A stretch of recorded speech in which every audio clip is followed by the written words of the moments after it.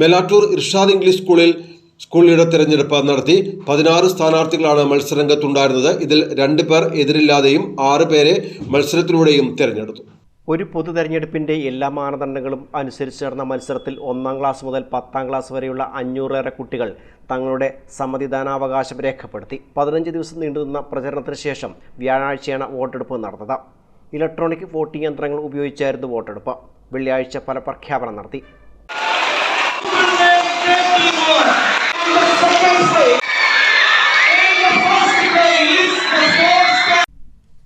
BP Rayan മുഹമ്മദിനെ head ബോയായും KT Fathima റിഫയെ ഹെഡ് ഗേളായും തെരഞ്ഞെടുത്തു.